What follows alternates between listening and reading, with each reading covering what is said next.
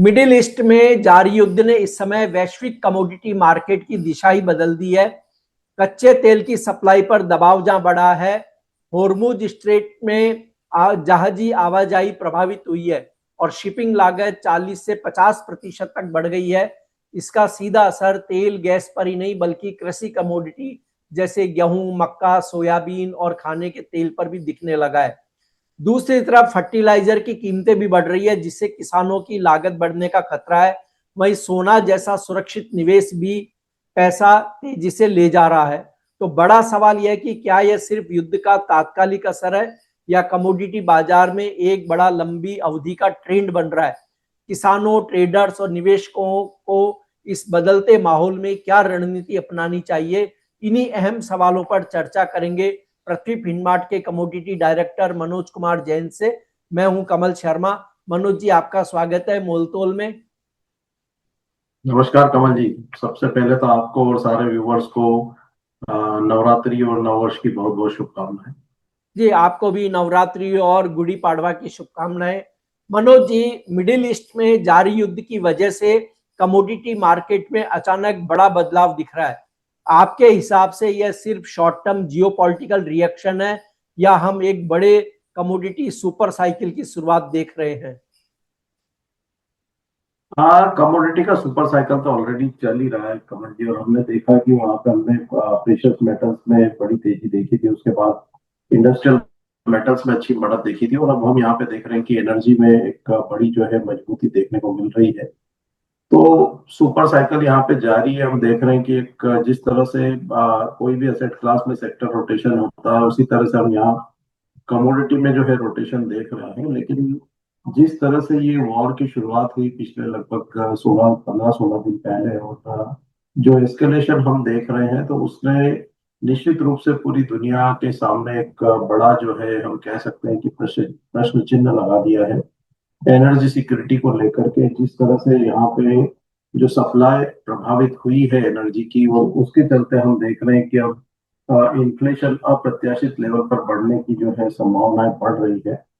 तो निश्चित रूप से यहाँ पे एनर्जी के साथ साथ बाकी दूसरी जो कमोडिटीज है उसमें भी महंगाई आने वाले दिनों में बढ़ती हुई नजर आएगी। और यह सिर्फ यहाँ पे खाड़ी के देशों के लिए ही नहीं जहाँ पे ये लड़ाई लड़ी जा रही है, बल्कि पूरी दुनिया के लिए एक बड़ी चिंता का विषय है। और हमारा मानना है कि इसके लॉन्ग टर्म इफेक्ट ना सिर्फ कमोडिटी बाजारों पर बल्कि ओवरऑल यहाँ पे ग्लोबल जो वित्तीय बाजार है उसके ऊपर पड़ता हुआ नजर आएगा कमल।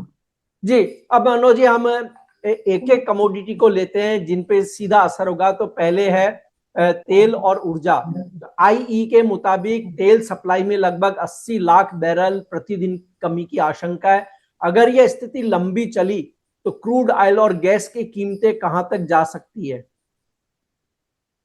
देखिए, यहाँ पे एनर्जी सिक्योरिटी को लेकर के पूरी दुनिया को चिंता है, और इंटरनेशनल एनर्जी एजेंसी जो कि वहाँ पे एक बड़े जो है देशों का समूह है, और उन्होंने अपने कोऑर्डिनेटेड एफर्ट से वहाँ पे जो है एक बड़ा स्ट्रेटेजिक ऑयल रिजर्व भी वहाँ से रिलीज पिछले दिनों किया था।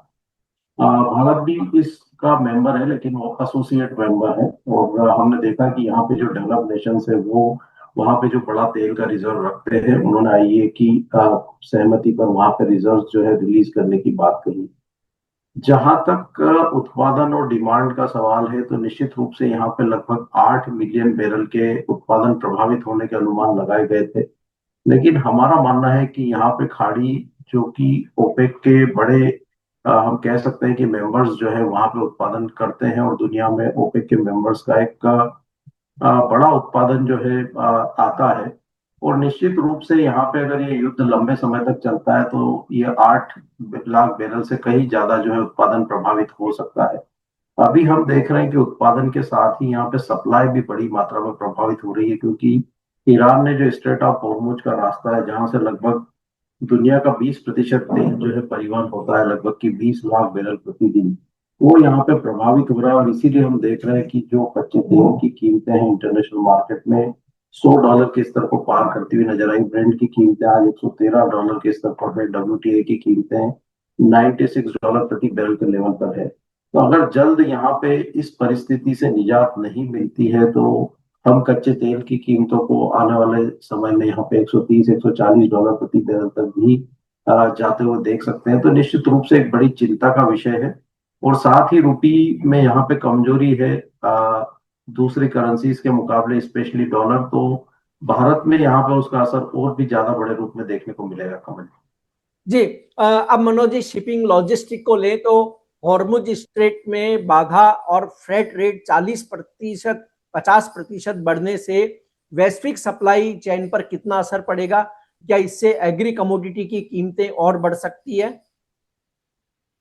न सिर्फ एग्री कमोडिटीज, बल्कि हम देखें तो यहाँ पे चाहे वो केमिकल हो या यहाँ पे ऑयल से रिलेटेड जितनी भी कमोडिटीज है, उनके बाय प्रोडक्ट्स हैं, वो हम देख रहे हैं कि चाहे वो उर्वरक हो, सभी के ऊपर इसका असर जो है देखने को मिल रहा है।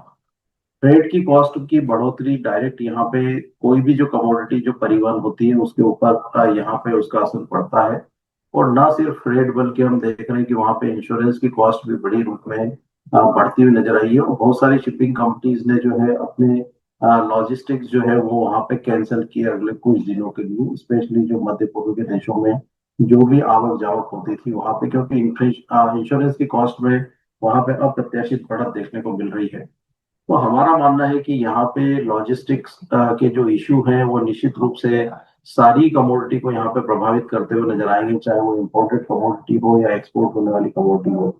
जो कमोडिटी हम आयात कर रहे हैं उसमें अप्रत्याशित वहां पे फ्रेट की बढ़ोतरी के चलते जो लागत है वो बढ़ती हुई नजर आएगी, इवन रॉ मटेरियल्स की भी। और एक्सपोर्ट अगर वहां पे प्रभावित होते हैं तो भारतीय बाजारों में हम कहेंगे कि दोहरी मार पड़ती हुई नजर आ सकती है। जी।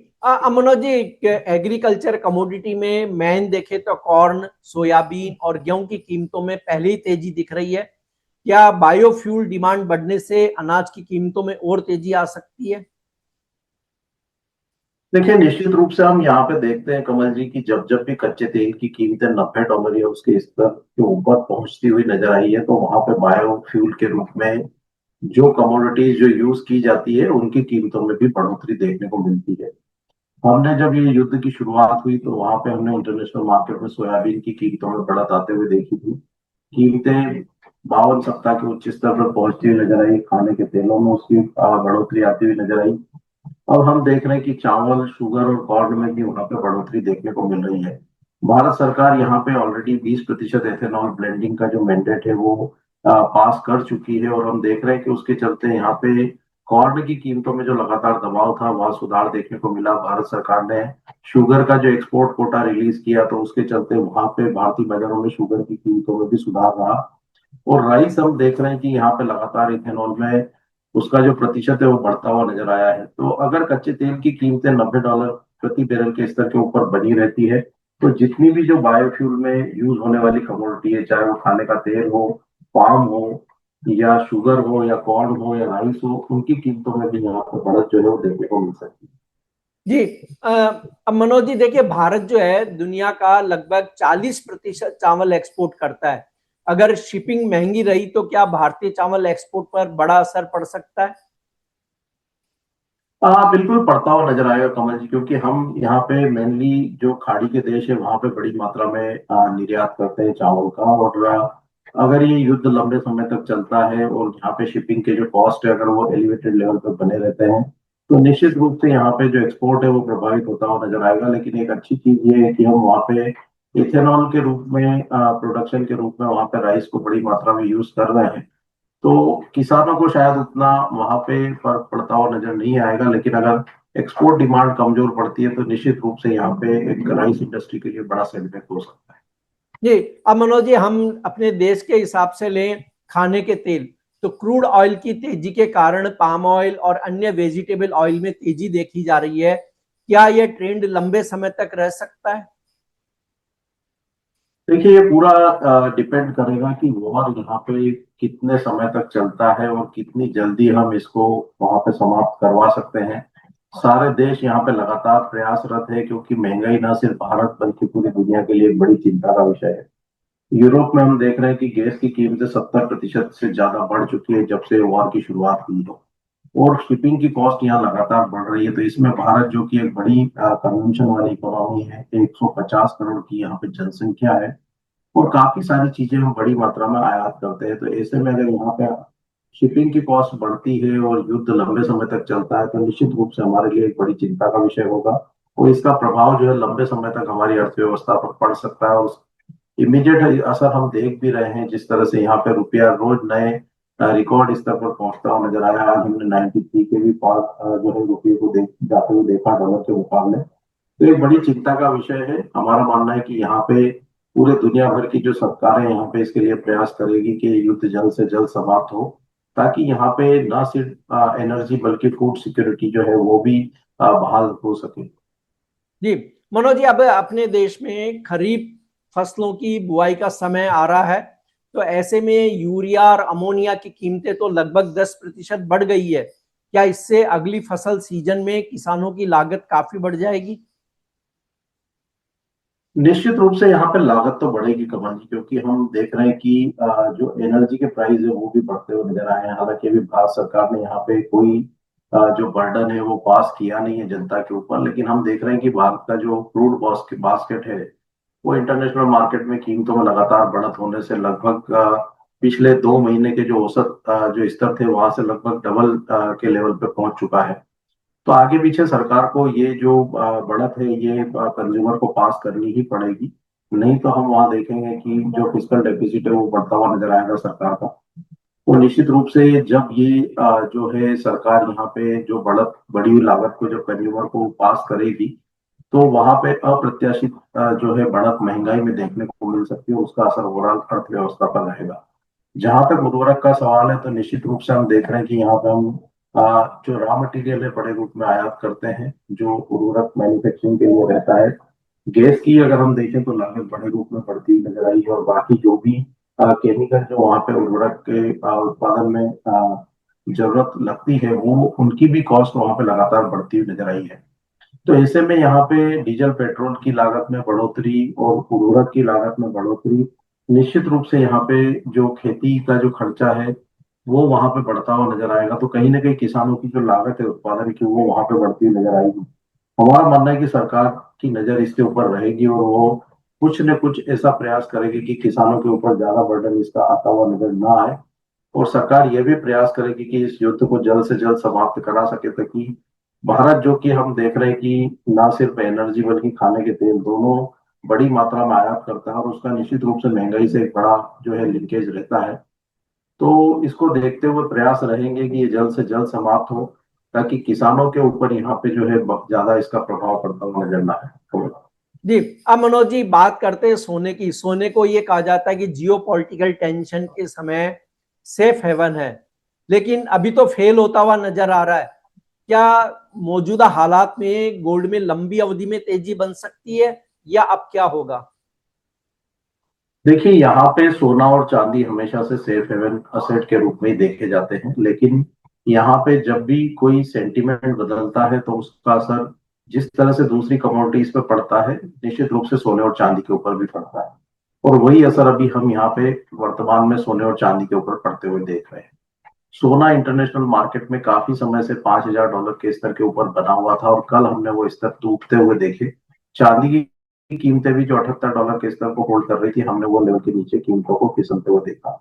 इसके पीछे मुख्य वजह यह है कि जिस तरह से यहाँ पे मध्य पूर्व में लड़ाई देखने को मिल रही है, तो उसके चलते डॉलर की डिमांड अप्रत्याशित रूप से बढ़ी है। डॉलर इंडेक्स 100 के स्तर को पार करता हुआ नजर आया।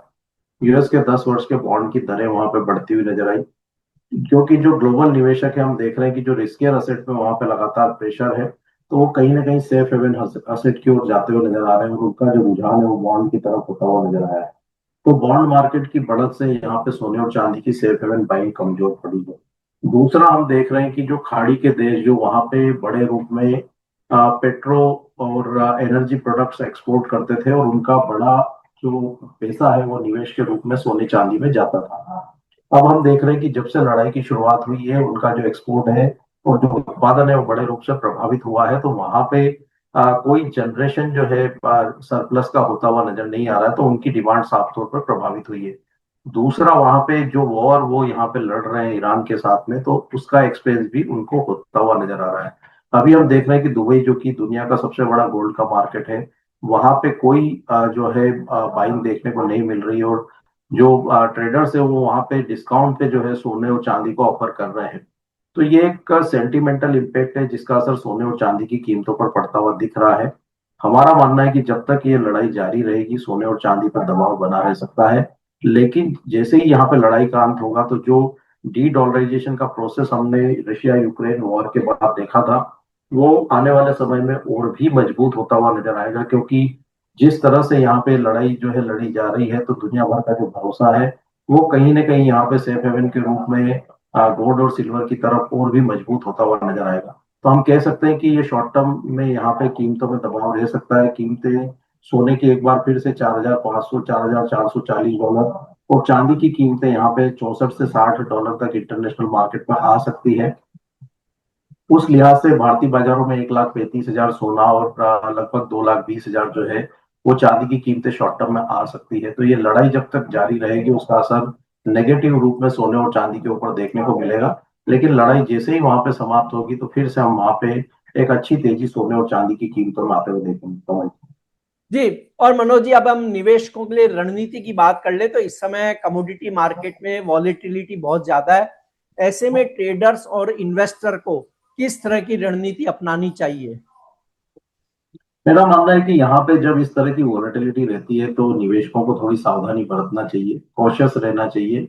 और कभी कभी कोई ट्रेड नहीं करना भी एक बेहतर रणनीति होती है, क्योंकि आज अभी जो हालात है और अगले 2 घंटे में क्या होंगे किसी को नहीं पता। जिस तरह से हम जो घटनाक्रम है दुनिया का वो लगातार बदलते हुए देख रहे हैं। तो ऐसी अनिश्चितता के माहौल में कैपिटल प्रोटेक्शन जो है वो सबसे प्राइम ऑब्जेक्ट जो है निवेशकों का होना चाहिए। तो जो ट्रेडर जो शॉर्ट टर्म के लिए ट्रेड करते हैं उनको अपनी कैपिटल प्रोटेक्शन की ओर ध्यान देना चाहिए। मार्केट एक बार स्टेबल होने दें। अगले 8 से 10 दिनों में जब भी यहाँ पे लड़ाई यहाँ पे थमती हुई नजर आएगी तो मार्केट कहीं ना कहीं स्टेबल होते हुए नजर आएंगे। लेकिन ऐसे निवेशक जो लंबे समय के लिए वहां पे एसआईपी के रूप में अपने निवेश को जारी रखे हुए थे तो अभी भी उनको अपने निवेश को जारी रखना चाहिए। एसआईपी को इतनी बड़ी गिरावट के बाद बंद नहीं करना चाहिए, उसको जारी रखना चाहिए। और जो भी गिरावट आ रही है उसमें धीरे धीरे करके एसआईपी के रूप में एक्यूमुलेट करते रहें। गोल्ड सिल्वर यहाँ पे लंबी अवधि के लिए जो है उनका फंडामेंटल मजबूत ही रहेगा। ये वॉर का एक शॉर्ट टर्म इम्पैक्ट हम कीमतों पर देख रहे हैं। वही दूसरे जो निवेशक हैं जो कमोडिटीज में निवेश करते हैं तो वॉर के इम्पैक्ट से जिस कमोडिटीज में यहाँ पे फायदा मिल सकता है जो कि हमने शो के दरमियान जिक्र भी किया, तो वहां पे थोड़ा थोड़ा वो निवेश कर सकते हैं। पर बेहतर होगा कि यहाँ पे जो ट्रेडर है वो कॉशियस रहे और अपने कैपिटल प्रोटेक्शन के ऊपर फोकस करें। जी। अब मनोज जी, हम बात कर लें अलग अलग देशों की सरकारों की। तो कई देशों ने आयात तेल भंडार जारी किए हैं और सब्सिडी बढ़ाई है। क्या ये कदम कमोडिटी कीमतों को स्थिर करने में कारगर होंगे? इस तरह के जो कदम है कमल जी ये शॉर्ट टर्म में जरूर कारगर रहते हैं, लेकिन लंबी अवधि के लिए ये कारगर नहीं रहते हैं। क्योंकि जब भी हम ऐसी चीजें देखते हैं तो उनका असर जो है लंबी अवधि में कारगर नहीं रहता है। क्योंकि सरकार जो भी प्रयास करती है उनका ये प्रयास रहता है कि वहां पे जो है सिक्योरिटी बनी रहे कमोडिटी की और महंगाई बढ़े ना। लेकिन अगर ये सबसे बड़ा जो इम्पैक्ट है वो वॉर के कारण है और सप्लाई डिसरप्शन के कारण है। अगर ये चीजें लंबे समय तक खींचती है तो फिर कहीं ना कहीं उसको जो है मैनेज करना सरकारों के लिए भी विफल होता है। तो शॉर्ट टर्म में ये प्रयास सफल रहते हैं और डिपेंड करता है कि लड़ाई यहाँ पे कितनी लंबी चलती है। अभी जैसे हम देख रहे हैं कि रूस और यूक्रेन की जो लड़ाई है वो 4 वर्षों से जारी है। तो जो लंबी अवधि तक जब भी जो लड़ाइयाँ चलती है तो उनके जो इम्पैक्ट है वो लॉन्ग टर्म में काफी सारे देश की अर्थव्यवस्थाओं को प्रभावित करते हैं। तो अब ये देखना होगा कि ये लड़ाई कितने दिन तक चलती है। अगर ये लंबी चलती है तो इस तरह के जो प्रयास है सरकारों के वो निश्चित रूप से नाकाफी होते हैं। जी। अब आपने जब ये लंबी लड़ाई की बात कही तो मनोज जी, अगर मिडिल ईस्ट का यह संघर्ष लंबा चला तो अगले 1-2 साल में खाद्य महंगाई और कमोडिटी बाजार का ट्रेंड क्या हो सकता है? ये निश्चित रूप से मेरा मानना है कि ग्लोबली जो है ग्लोबल इकोनॉमी के लिए एक बड़ा सेटबैक हो सकता है। और जो हमने जो ग्लोबल रिसेशन देखा था 1930 के दशक में वैसी स्थिति में फिर एक बार दुनिया पहुंच सकती है अगर ये लड़ाई लंबी चलती है। क्योंकि अभी तक हमने जितने भी वॉर देखे हैं वहां पे सप्लाई के कंसर्न्स नहीं बने थे। और मेनली एनर्जी जिसको कि हम पूरी ग्लोबल इकोनॉमी का जो है फ्यूल कहते हैं या उसका हम रॉ मटेरियल कहते हैं, अगर वो प्रभावित होती है तो निश्चित रूप से पूरी दुनिया की जो अर्थव्यवस्था है वो प्रभावित होती हुई नजर आएगी। $90 के बैरल के ऊपर यहाँ पे कच्चे तेल की कीमतें हर 10 से $15 की बढ़त पे वहाँ पे जो ग्लोबल इकोनॉमी है उसमें लगभग 20 से 30 बेसिस पॉइंट का जो है ग्रोथ में असर आता है। तो अगर ये कच्चे तेल की कीमतें $100 के ऊपर बनी रहती है तो जो ग्लोबल अर्थव्यवस्था का जो ग्रोथ का अनुमान 3.3% था वो ऑलरेडी घटाकर 3% कर दिया गया है। और अगर वो उससे भी नीचे आता है तो निश्चित रूप से पूरी दुनिया के लिए चिंता का विषय होगा, क्योंकि वहां पे बेरोजगारी बढ़ेगी, खाने की चीजों की जो कीमतें हैं वो बढ़ेगी, और ये पूरी दुनिया के लिए एक बड़ा चिंता का विषय होगा। तो निश्चित रूप से इसका एक बड़ा इम्पैक्ट आने वाले समय में ग्लोबल इकोनॉमी को प्रभाव होगा। जी मनोज जी, आपका कोई डिस्क्लेमर? हाँ, जो भी डिस्कशन हमने यहाँ पे वर्तमान वॉर की परिस्थितियों को देखकर किया है कमल जी, और उसी के लिहाज से हमने कमोडिटीज पे जो है आउटलुक आपके इस चैनल के माध्यम से प्रस्तुत किया है। डिस्क्लेमर यही रहेगा कि जो भी कमोडिटीज हमने डिस्कस की है उसमें मेरी कोई पोजीशन नहीं है, क्लाइंट की हो सकती है। क्लाइंट्स को और ट्रेडर निवेशक को यहाँ पे वॉर जो लड़ी जा रही है उसके ऊपर यहाँ पे जो भी डेवलपमेंट होता है तत्कालिक उसके ऊपर नजर रखना चाहिए, क्योंकि जो अभी वर्तमान की परिस्थिति है उसके हिसाब से हमने कमोडिटी के जो आउटलुक है वो डिस्कस किए हैं। अगर वहां पे वो फंडामेंटल में बदलाव होता है, लड़ाई समाप्त होती है, तो फिर वहां पे आउटलुक जो है वो चेंज भी हो सकता जी मनोज जी, आपका धन्यवाद, शुक्रिया। है।